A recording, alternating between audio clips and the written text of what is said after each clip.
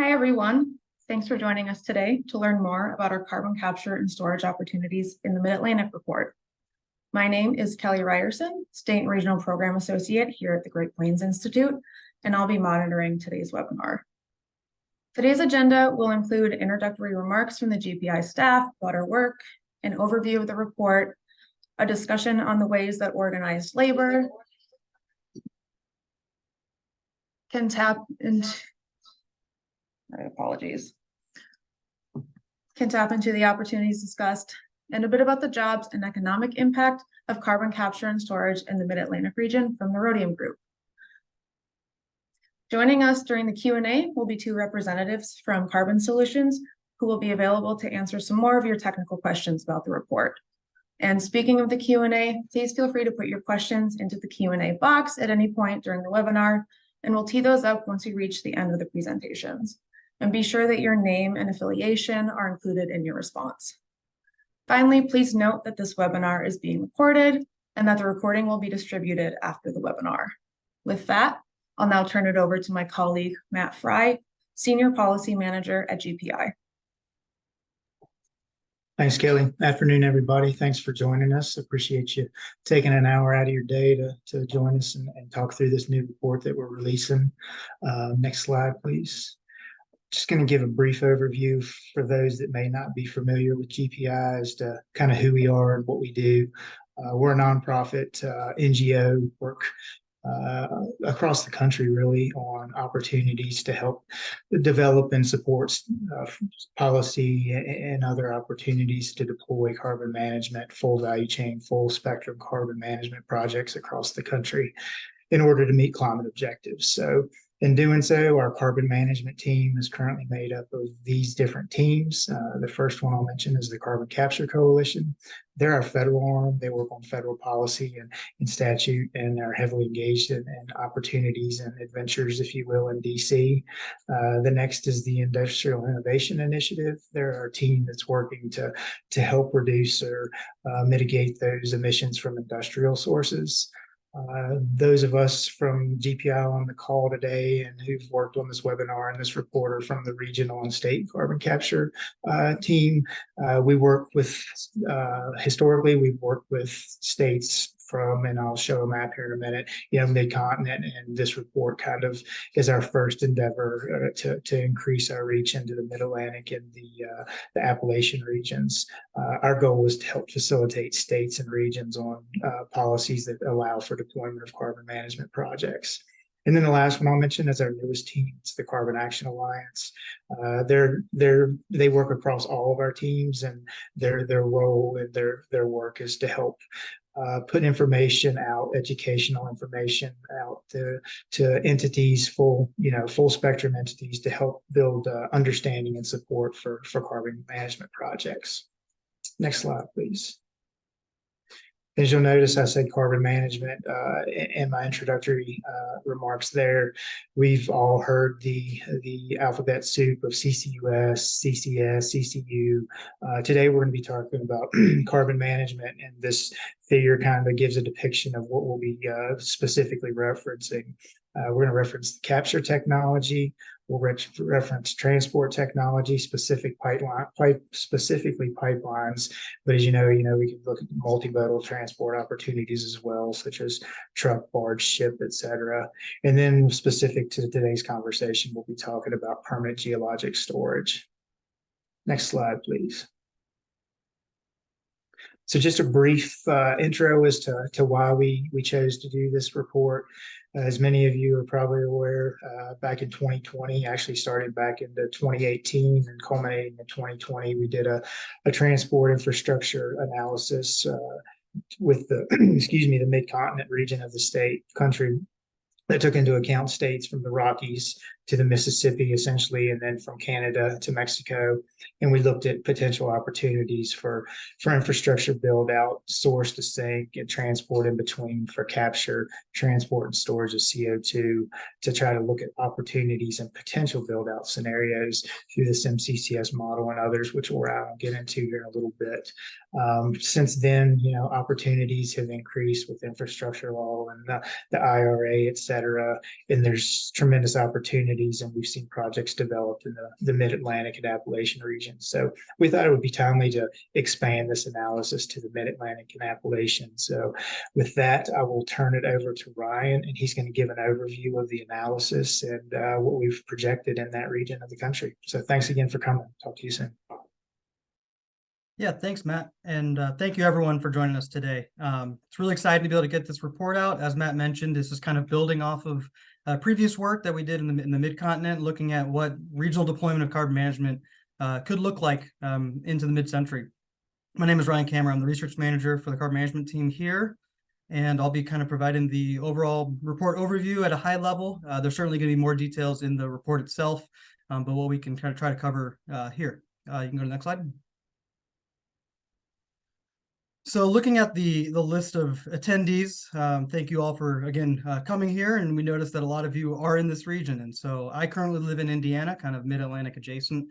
And so many of you are going to be the experts in this area for what's in your region more than I might be. But we're glad to be able to put this analysis together.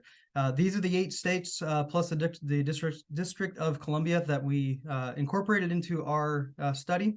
And as most of you know, and I think is kind of known throughout the country, the Mid-Atlantic has really been one of the backbones of both the energy supply for the country, but also the industrial products and other development of goods for the country. We certainly are aware of steel and cement, but there's really a wide range of facility types. As you can see in the upper left there's about 1,000 facilities that are reporting emissions in the region, specifically CO2 emissions to the EPA in 2021, and almost 800 of those were eligible for the 45Q tax credit.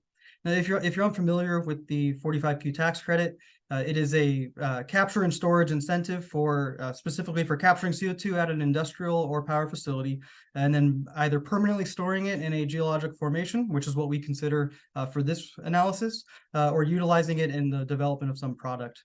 The Inflation Reduction Act last year both reduced the thresholds to meet the requirements to be eligible.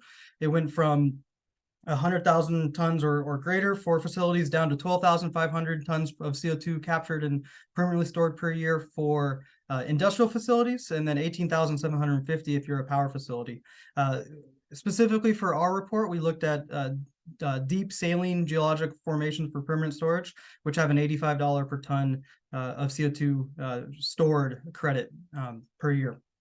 Now, if you look at the scale of the two charts on the left, you'll notice that the scales are pretty drastically different between power facilities and industry. This is not uncommon, or it's really consistent with what we see throughout the country. Power facilities are kind of the major opportunities from a volume standpoint for decarbonizing through carbon capture. But there are a variety of other facility types in the region that still have significant opportunities to decarbonize through carbon capture as well as other methods. Here, it's also worth noting, I think this is not always the case, but throughout the Mid-Atlantic, there's a pretty broad geographic distribution of facilities. I'm originally from Nebraska, and there it's really, there's kind of the 2 major cities that are going to have a lot of the industry, and then it's a lot of blank space. There's both advantages and disadvantages that we'll talk about as far as having a distributed opportunities for carbon capture. But it's both the regional distribution, but also the variety of sectors that can decarbonize that we wanted to look at specifically here in this region. Next slide.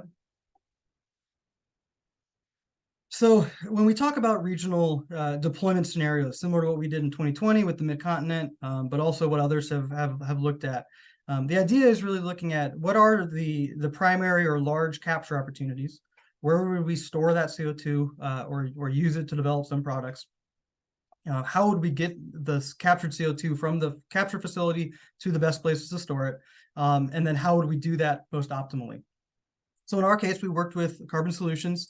As Kelly mentioned, we have both Richard Middleton and Danny Rodriguez here to join us to kind of, if there's any questions that are related to the technical aspects of their tools and how they model various scenarios and various opportunities, they're here to also help us with that. But essentially, we start with Concord. It's a capture tool looking at really what are both the emissions and sources from a facility that could be captured, and then what are the associated costs. From there, we have the sequestration of CO2 tool, SCOT. This is really a great regionally site screening tool that can look at both the injection rates and the amount that can be stored at a location, but then also, again, what are the costs of actually building out the well system and being able to inject in that location. Finally, then, after you have those two, like I mentioned, you're finding some way to build a system that can transport the CO2. Cost map is a tool that really I won't get into as much in this report, but is a fantastic tool when it comes to understanding what are the costs of build out for transport systems, here specifically pipeline, when thinking about things like topography, land use, other concerns and considerations like environmental justice is going to be part of this, really understanding what's the opportunity to build out in various regions. And then finally, we work with SimCCS, which is really this decision support tool that optimizes this whole system. We know what we want to capture, we know where we want to store it, finding a way to optimize that so that it has the lowest cost and the most impact, and also the least land use impact, is where SimCCS comes in. So next slide. So I mentioned roughly 800 facilities in the region that are 45Q eligible, and then another 200 or so that are smaller than those. For this study, what we decided to do is we looked at really the large sources of CO2, and it's a somewhat arbitrary, but really kind of a good guideline of kind of what might be the first opportunities for wide-scale deployment of carbon capture. But we used 100,000 metric tons of CO2 per year as kind of our cutoff for what we would include as a source or a capture location for this analysis. It breaks down to 286 total facilities, roughly half power, half industry. But again, noticing the scale difference, roughly 3/4 of that or more is in the power sector, and then the rest is in various industries. A lot of these then, what we do is we try to calculate a capturable emissions amount. And again, this goes back to really understanding what's the various flue gases or various sources of CO2 at a facility, and then how much of that can be captured both from a technical aspect of actually removing that CO2, but then also understanding the cost associated with that. As you can see, again, even when we look at just the large sources, we still have a pretty distributed geographically opportunities for capture throughout all of these states. Next slide. So continuing with the capture side, as I mentioned, we work with Carbon Solutions and their Concord tool, which looks at both the capturable amount and the costs. And on the right, you can see the various costs that are associated within an industry. The range is kind of a variety of things, the range both among sectors, but then within a sector. There's really a few things that might impact the overall cost of a facility. The first is just the overall amount of CO2 that you have at a facility. Is certainly there's going to be some sort of capital expense to build the system. And so the larger the system is in the end that's capturing CO2, the more CO2 you are capturing, the more the credit can kind of, the tax credit from storing permanently can kind of eat away at that capture expense that might be similar between a small and a large facility. Additionally, some sectors like ammonia and ethanol and hydrogen to a lesser extent have specific sources that have very pure, and what I mean by that is a high percentage of the flue gas is CO2. And so there's just less needed to be able to separate out the CO2. We often maybe kind of talk about carbon capture as one technology, and in reality, there's just going to be various implementations of it that might have some varying costs, both just because of the scale of the project, but also because how it might be implemented at various sectors might vary. If you see a bar between these, and this is also explained in the report, that indicates that there were also additional costs between those two numbers that were being assumed or estimated for our various analyses. There's also the report will dive in more about what at each of these industries, what sources at a facility might be related to things that can be captured in the near term, and then which sources at a facility might be considered something if we had a mid-century build out where we had a larger infrastructure where their costs can kind of be integrated into a better system or a bigger system that can kind of share everything together. Next slide.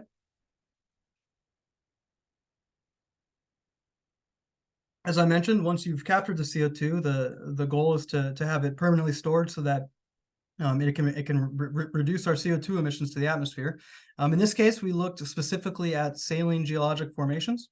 What you see here are the general distribution of formations that are capable of storing CO2. Most storage formations that we're looking at, especially in this region, are thousands of feet thick. So the kind of general cutoff is about half a mile, but many of these, I again mentioned Indiana, where I previously was a geologist looking in that section of the country, the targeted formations are more like 7,500 feet deep. And so that really kind of shows that they're very deep. There's typically going to be thousands of feet of thickness of additional formations above it that limit and keep the CO2 stored where it is being injected. And so what we did is we took the available data sets that are out there and worked with Carbon Solutions with their SCOT tool to identify what would be, given the general understanding of what these regions and what these formations look like, what's the potential to inject CO2 in them, and then what are the associated costs for those regions. We also were able to build off in this analysis recent research into offshore storage in the Atlantic. And so you can see there's significant storage potential in the offshore. All told, there's about 500 billion metric tons of capture being estimated in this region, which, as you will see, is significantly more than what is required on an annual basis, if not into the centuries or more, to be able to permanently store captured CO2.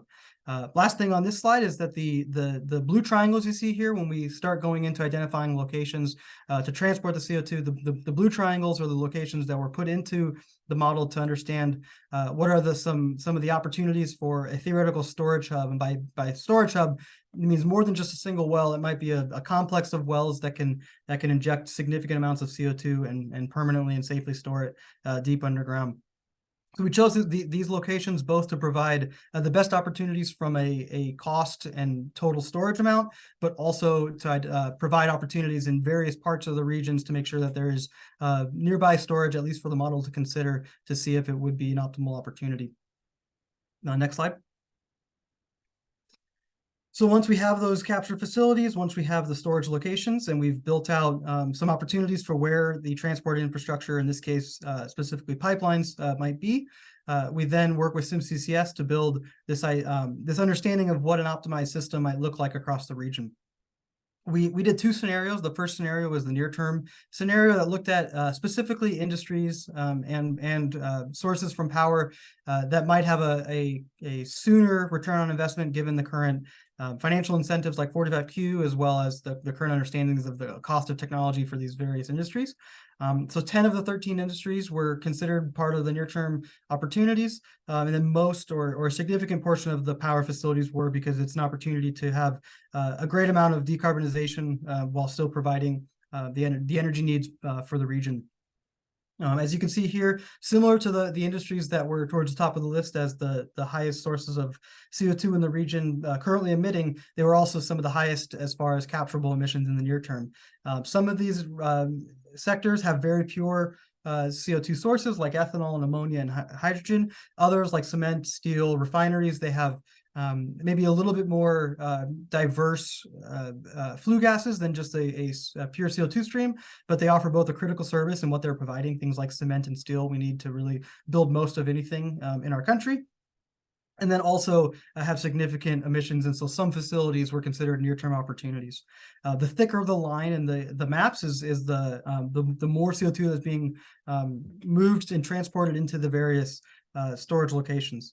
The main takeaways from the near-term scenario is that I guess I should add that you'll notice that there are some opportunities in Indiana, even though it is not considered part of the Mid-Atlantic for the capture opportunities. And we wanted to do that so that there's significantly, or we're increasing the amount of opportunities for storage. The Illinois Basin, which comprises Indiana, Illinois, and part of Kentucky, has some world-class geology for CO2 storage, and we're already seeing Class 6 wells there. And so we wanted to provide the opportunity for these capture facilities to access those if the economics of doing so made sense. And in the near term, it certainly looked to be an opportunity to take advantage of the existing storage opportunities in that region. We did see in this one, there's kind of a bridge between, or a separation between the western region and the eastern capture opportunities. And this is largely just following along the lines of the Appalachian Mountains as a barrier for transport build out. And so in these scenarios, it was identifying that there's a great opportunity for the eastern capture facilities to transport and store their CO2 in the offshore Atlantic formations, and then the western portion to transport part of it to the Illinois Basin and some of it in the Ohio River Valley and kind of northern West Virginia region. Next slide. Shifting now to the mid-century and looking at what could be built out if we were looking at all opportunities of the major CO2 sources in the region, and what will be required as far as a transport and storage infrastructure to do so. As you can see, again, the similar facilities that were kind of the major capture opportunities in the near term are now continue to be the major opportunities, but have added newer facilities or larger facilities, newer in the terms of just from the near term, not to mid-century, not necessarily the age of the facilities. But the facilities that maybe didn't have as suitable of techno-economic opportunity as the near term are now being included. And then we do have some new industries that weren't necessarily near term opportunities. These include the metals, minerals, and other category, chemicals, and petrochemicals. And all three of those, it's as the report kind of outlines, they're very broad categories. And so there's a lot of work in understanding what the actual sources and what are the opportunities for capture at those facilities looks like as it gets built out. You can still see a little bit of a divide across the mountains, but for these newer facilities that are in that region, what you can kind of see, especially in central West Virginia, northern Virginia as well, is kind of these smaller, just source to sink networks being built that just make them part of the opportunity, but they aren't able to necessarily tie into the greater infrastructure. We do see now a greater deployment of larger transport infrastructure here. You're seeing maybe thicker lines would be the easy way to say it. And really, while it might seem at times like, oh, there's a lot going on there, what the value of here is that we are adding an additional 100 facilities or so, and able to now optimize the network so that really, when you look at it from a per ton basis, the capture efficiency or storage efficiency, were compared to land use and also cost, is significantly increased. That's especially true when you look at the amount that can be aggregated before being sent off for permanent storage in a offshore formation, where really the land use impact can be significantly reduced if building for a system that can handle all of these facilities, which also at the same time can lower the cost and really provide opportunities for additional facilities that are smaller, that don't necessarily have the same opportunities that a large facility might have, or a higher purity CO2 source might have as well. Next slide. So finally, kind of the main key takeaways that we found were just as we saw with the mid-continent, there really, again, is a lot of significant opportunities for deploying carbon capture at a regional scale. In the near-term deployment, we saw 220.5 million metric tons of CO2 captured and permanently stored. And if we were to build out a system that is prepared to bring in additional facilities, that number can increase to 304.7 million metric tons of CO2 per year. I wanted to bring back to this figure right here to really show that, again, we looked at a few hundred facilities in the region, but as we built out a system that can capture and store at maybe larger facilities that have the opportunity to do so, it really would provide and incentivize an opportunity for other facilities to engage in a network of deployment that has been built with shared infrastructure. And lastly, I hinted at it a little bit with the 500 billion metric tons of CO2 being potential for storage in the region, but there really is significant onshore and offshore storage potential in the Mid-Atlantic that could go beyond just those being captured here, but to really be an opportunity for additional facilities in other states that are adjacent to the Mid-Atlantic that maybe don't have the same potential to decarbonize as the Mid-Atlantic does with its suitability with the storage, that could really tie in and benefit those opportunities as well. So with that, we are going to take questions at the end after we go through the economic impact analysis as well. So I want to pass it off to Alejandro, who is our labor engagement manager, and he will provide a little bit more of a perspective on jobs. Thank you. Thank you, Ryan. And hello, everyone. My name is Alejandro Calderon, and I am the Labor Engagement Manager for the Carbon Management team at the Great Points Institute. And I'm very thankful for the opportunity to be part of this webinar presentation. Today, as mentioned, I highlight potential opportunities with organized labor, but also I serve as an advocate for the critical role that organized labor can play in our journey towards a sustainable future. In my time as the Labor Engagement Manager at GPI, I've witnessed firsthand the transformative power of collaboration among stakeholders from various sectors. So today, I come to highlight the value of organized labor. I do want to mention that although my role expands across various initiatives within the carbon management team, my position initially lives within the Carbon Action Alliance, to which Matt introduced earlier on. The Alliance and its network unite stakeholders across industry, labor unions, communities, government, and many others. And together, we are forging a path towards an equitable deployment of carbon management and industrial decarbonization projects, which are vital to achieving our mid-century climate goals. Now, when it comes specifically to organized labor, our goal is to ensure that we facilitate outreach to unions, we ensure labor voices are heard in these carbon management discussions, actively contributing to advocacy or policy support, and also continuing to expand the Alliance's reach with organized labor. We work with labor unions, we find ways to connect with them and their membership, and we essentially meet them where they're at. And one of the main reasons we do this is because we understand that when it comes to deploying carbon management technologies, it isn't just about reducing emissions. It's essentially about creating a robust ecosystem of employment opportunities. You will hear later on in more detail about the employment opportunities and economic implications of carbon capture and storage in the Mid-Atlantic. But one thing that can be clear is that when it comes to the construction, the operation, and the maintenance of these technologies, that will provide a variety of job prospects and providing a pathway not only for decarbonization, but also an economic one. So continuing the conversation on jobs, let's talk jobs. The construction phase alone demands a substantial workforce. And in that specific section, skilled workers are going to be necessary, all contributing to the realization of these projects. And once that is operational, these technologies will continue to fuel employment.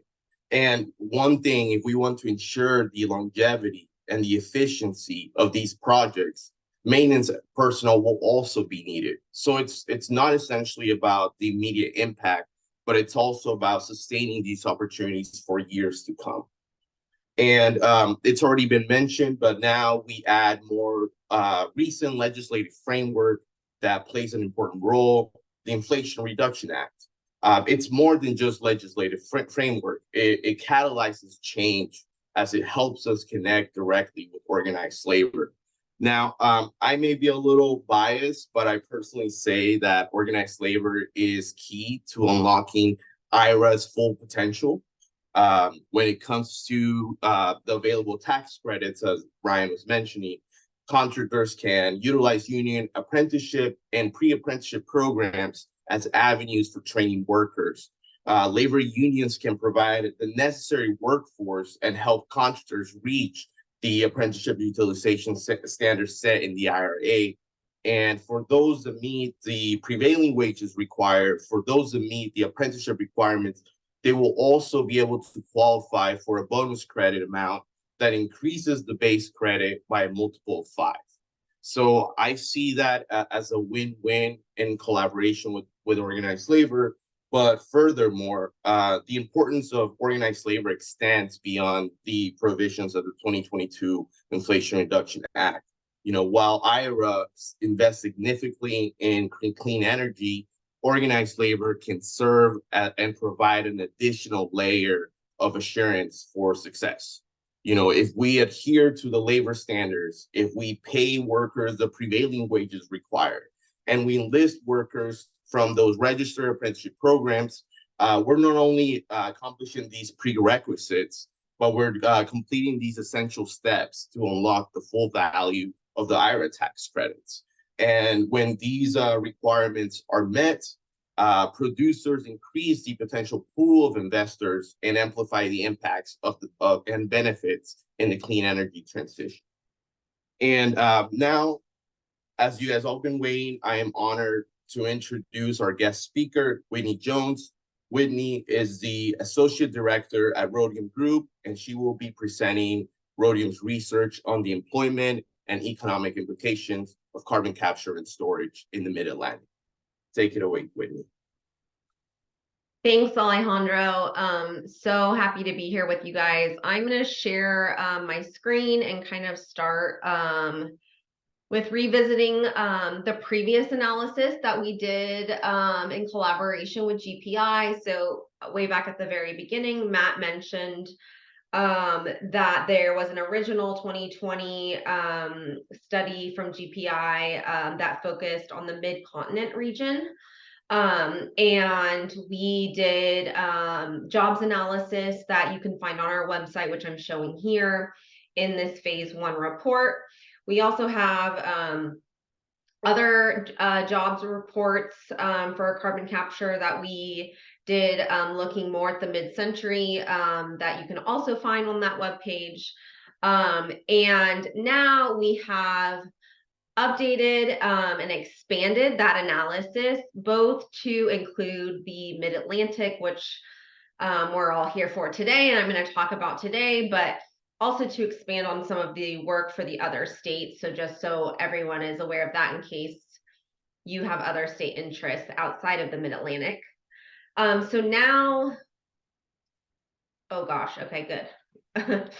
Now what we've done is we've kind of consolidated all the regional deployment initiative analysis into this dashboard, which will be publicly released on our website by the end of the month, so that it's a little bit more user friendly. It's really easy to go to your state, click on your state, and get detailed results.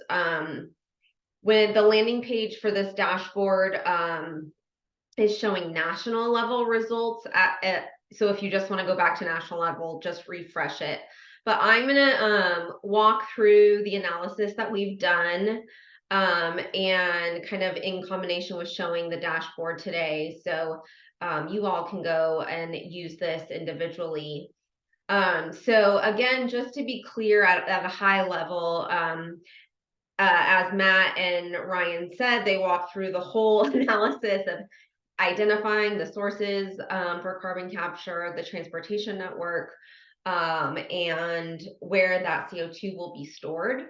So this is a full analysis on the economic benefits of both the retrofits, the transportation network, and the storage sites by state. So we've kind of taken their analysis and done all the economic benefits based on it.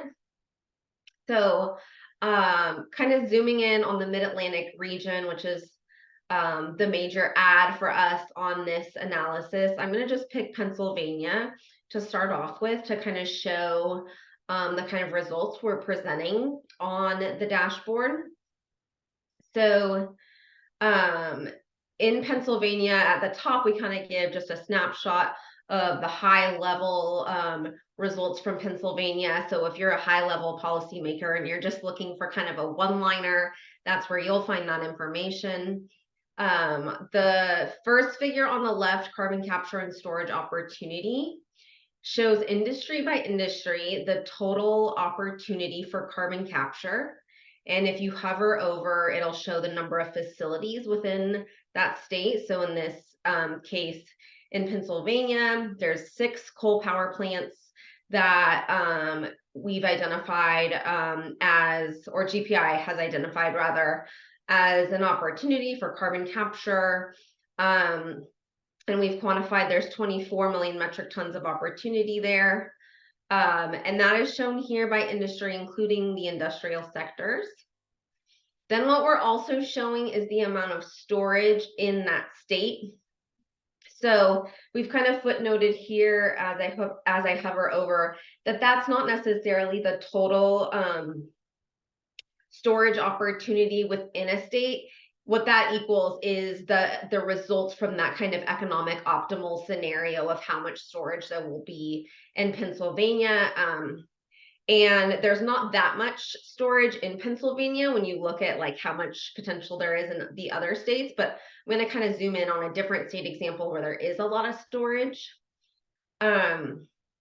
Okay, so then on the next chart where we have the capital investment requirement, this is where we show if you were to deploy this opportunity, this is the amount of capital investment that would be required. So again, we go industry by industry. Here we also have the capital investment required to build out that transport network that Ryan was showing in the charts. And then also the storage piece. And then scrolling down more, we have the jobs associated with the capital investment. So Alejandro said this, and there's a ton of jobs in the carbon capture industry in the construction of the plant. So when we say jobs associated with capital investment, we're really talking about the jobs over that construction and engineering window. We do an average annual of the jobs over that window, and we assume a capital investment window of 5 years. So these are basically average annual jobs over that 5-year window by industry in Pennsylvania. And again, if you select a different state, it's gonna repopulate with your state's data for all of this. Next to that, we have the ongoing jobs. As Alejandro mentioned, these are the jobs required to maintain and operate these plants. So we have the jobs by retrofit type, and then also the ongoing jobs for the transportation network and the storage again. One really cool thing we've added in this dashboard this year across all of the states, both the Mid-Atlantic and also the Mid-Continent, is these breakdowns by occupation of the non-proprietor jobs. So here we're showing, okay, what do these jobs actually look like by industry? You know, intuitively for the capital investment portion of the jobs window, we see a lot of construction trade workers. And you can kind of scroll around industry by industry and see what are these jobs, what kind of occupations are they representing. Same for the jobs to build the pipelines and also to build the sequestration sites for the CO2. And then at the very end of the dashboards, we have that kind of same occupational style breakdown for the ongoing jobs or the jobs that are required to operate and maintain the retrofits or the pipelines or the sequestration sites. So you can kind of scroll around and hover over things and it gives you more data. A lot of these charts all these charts are downloadable. And again, this will be embedded in our website. One other example I wanted to show is West Virginia.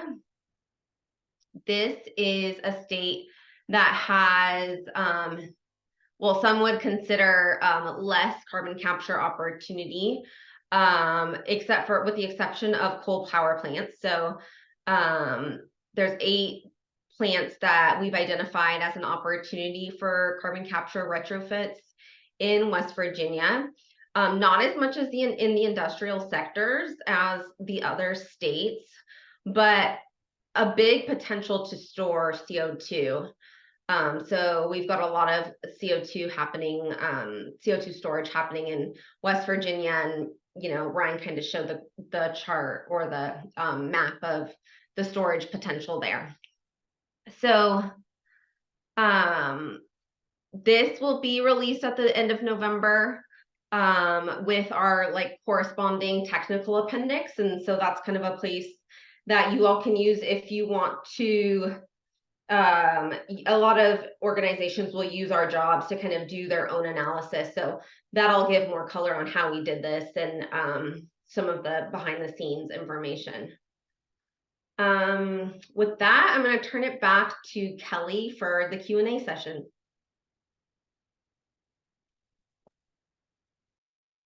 Thanks so much, Whitney, and thanks for to everyone else for that excellent presentation, and certainly a lot of really good information. And we've got a lot of really good questions that have come in. So appreciate you guys for engaging in that way. So first, we're going to start with a question that we actually got from an early submission from an attendee. So we love that, being proactive. So this is from Martin Kirsch, who's interested primarily about how shallow and deep groundwater will be monitored at these sites. So his question is, in addition to hearing about the role that my region, the Mid-Atlantic, will play in CCS, I'd like to know how shallow and deep groundwater will be monitored at these sites. And Ryan, I think you can go ahead and take that one. Yeah, I guess I'm going to assume that we're talking about the storage locations, but there are also typically, this isn't necessarily for the capture, but at most of these facilities, there's actually also ongoing groundwater monitoring that's occurring on those as well. But for the storage side, so if we're talking specifically about Class 6 wells, which are the well class for injecting CO2 for permanent storage, prior to even injecting, there's about a 2-year permitting process, or at least that's what it's kind of typically been over the last few years, and they expect it to come down a little bit as they get more staffing, but that they're still wanting to make it sure that it's a robust system. They will do a lot of modeling and making sure that they're understanding the geology in the region to identify what the system will look like as far as the flow of CO2, the effects on, or the how close it is both vertically and laterally to any sort of groundwater systems, because yes, the primary part of a Class 6 well is ensuring that the groundwater is protected. As far as monitoring for a system once the injection has begun, there are certainly, beyond just the well that you're injecting in, you're typically going to have a couple or a few other, depending on the size and nature of the well, to be part of the permitting process. They will have additional monitoring wells that monitor the groundwater, both shallow and deep. Again, we're talking, typically we're going to be at least a few hundred feet, if not greater, away from any, deeper than any of the other any of the underground sources of drinking water to begin with. But yes, they're going to continue with monitoring of those, and by having monitoring wells. They also there are some opportunities, or at least through time, especially as the injection is going, but then also after injection has ceased and they're closing the site after, say, a 30-year period of injection. They will have typically a 50-year monitoring set time where they continue to monitor the groundwater through the wells, but they'll also do things, say, like there's an area called seismic surveys, where they will make sure they can actually kind of get an understanding of the subsurface in a way that can follow the CO2 plume, or make sure that the CO2 plume hasn't moved in any way. And then from there, there are additional aspects that the Class 6 permit specifically can outline as well. The EPA has a great little fact sheet page that kind of identifies other methods for monitoring the groundwater.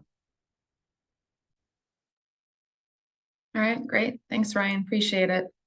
The next question we have in our queue here is from Matt Lauer. And he asks, is there any consideration given to the ability to secure pore space rights in the proposed hub areas? And I think, Matt, you can go ahead and take that one. Sure. Yeah, appreciate the question, Matt.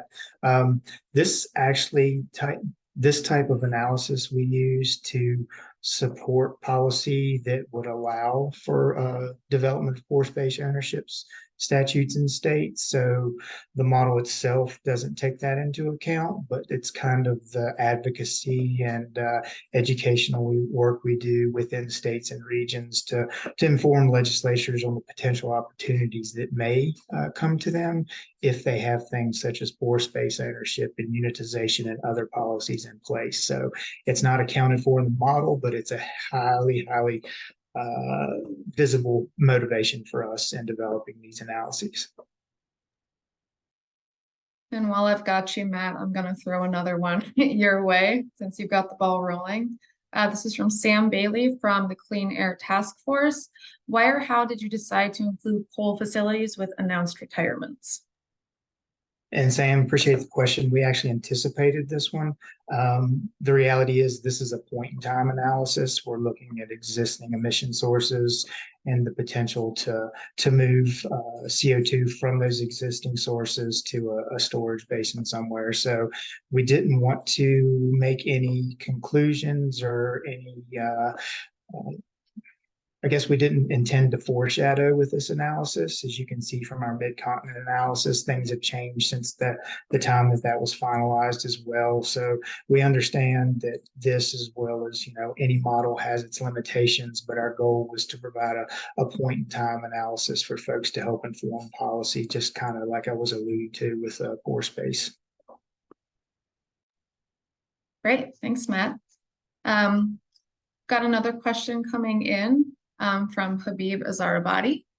Do you consider existing right-of-way and pipelines for the proposed pipeline paths? And I'm not sure who might want to answer this one, so I'll let you guys decide amongst yourselves. I'll jump in, Kelly, since we use the cost map tool here for doing the routing from Carbon Solutions.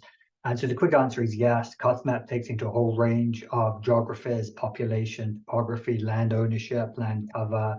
It takes into account barriers like rivers, and it brings it all together. But it has rights of way in for pipelines, so the model will preferentially follow pipelines.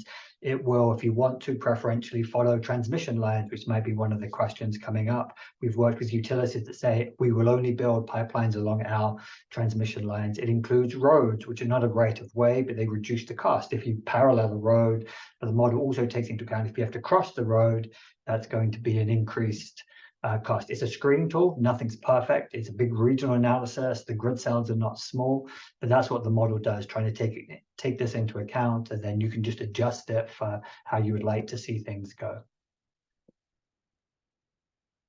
Great. Thank you, Richard. Appreciate it. Next question we have is from Stephen Barrera. So he asks, considering the amount of CCUS needed per state and the analysis that comes with the potential deployment respective of the timeline, have you all done analysis on the impact on each respective state's load if these facilities were to come to fruition? I can take that one if you like. Simple answer is no, we haven't done that analysis. It's on my wish list. I hope somebody does that analysis because the information needs to be made available just to kind of have some understanding of what the scale of deployment looks like for a grid. But simply, we have not done anything that technical and in depth on grid impacts. Right. So the questions just keep rolling in. So we'll just keep going since we've got a little over 10 minutes left. So Tim Vance from Battelle asks, what are the underlying geologic formations for sequestration that were used in these models? Can the underlying geologic assumption data be shared? Thanks.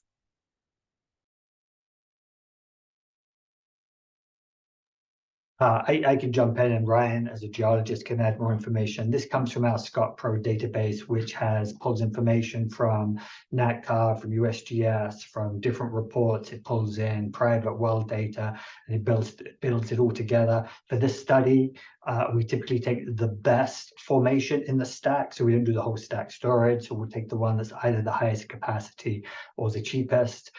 In terms of what formation that is, it changes across that whole region. So I don't have an answer, but we can dig in and get the answers for any one place. We have that live data.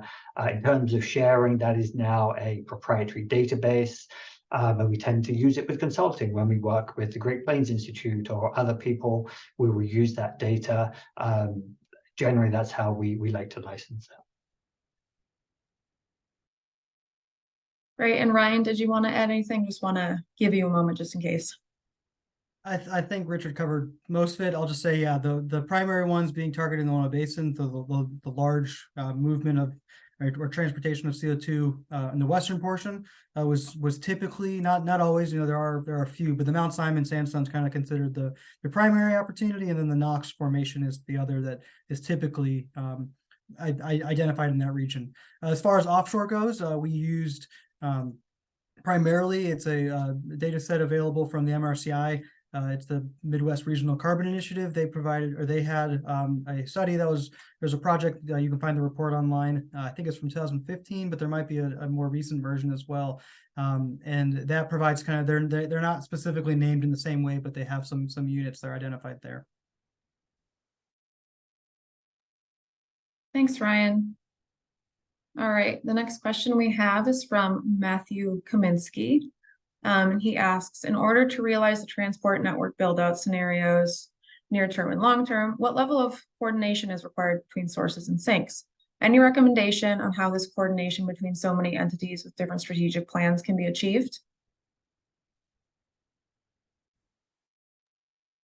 Yeah, I can jump in. I have to be careful. We're being recorded, so I shouldn't joke that, hey, DOE has a really big role here, which Matt might know something about. But it's really important how you do this. If we think pipelines is one of the critical pieces, but it's always the chicken and egg. Do the sources go first? Do the sinks go first? And I really think there is a big push for saying if the pipelines go first, it lowers the barrier to getting involved.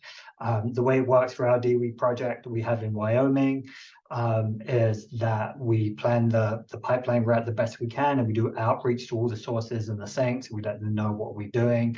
And so we try to do it in a very public and open way to get the coordination between them as a company. And if you look at the vision and mission of the Great Plains Institute, for example, we have this concept of no carbon left behind. I think that's really important. If you're putting a pipeline in the ground, we should not leave any CO2 behind that could be captured today or in 10 years time or 20 years time. So not a very specific answer, but I think we have to do this openly. We have to do this collaboratively, and we can do that still while pipeline companies and other CCS companies can make profits from the system. Thanks, Richard. A somewhat related question from Niraj Gupta from Battelle. They ask, what challenges do you see building a pipeline across the Appalachian chain? Aren't there a lot of gas pipelines across this area? I can jump on this one. Thanks, Niraj. Good to see you. I guess good to see you on screen. So this is certainly a challenge that we see in a number of parts of the country. As you know, I live in Wyoming, and when you start to build pipelines in much of Wyoming that have just tremendous densities of transport and distribution pipelines, it does become challenging for pipeline companies to route through them. But I would also say that they have a history of doing this, and while it's complex and potentially challenging for them, they have the skill set to do it. So they would certainly much rather not be in a location of dense pipelines, but they also have plenty of technical capability to do so. Great. Thanks, Matt. So the next question we've got, and we've got time for just a couple more here, so want to give folks an idea of where we're at. Nick Malkowitz, apologize if I pronounced that incorrectly. He asks, does the routing/pipeline model account for potential environmental impacts, i.e. NEPA-related considerations such as wetlands and others? Yeah, thanks for the question, Nick. Great question. The short answer is yes. It has land cover in there, and you can customize it. Working with a lot of clients, including nonprofits, we'll put in endangered species, we'll put in private data for wetlands. You can put in a school layer and say, hey, don't go within 5 miles of a school.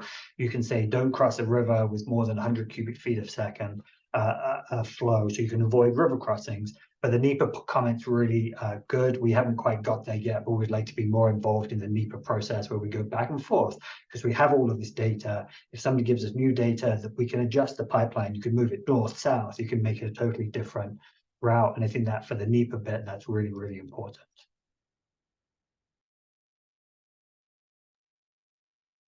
Great. Thanks again, Richard. All right, so I think we will perhaps end on this one, depending on how long the answer takes. But we've got from an anonymous attendee. Does the model take into account other uses of the saline storage formation, such as Class 2 water disposal, which may limit development for storage? Second, what is the average cost of storage in Central Appalachia?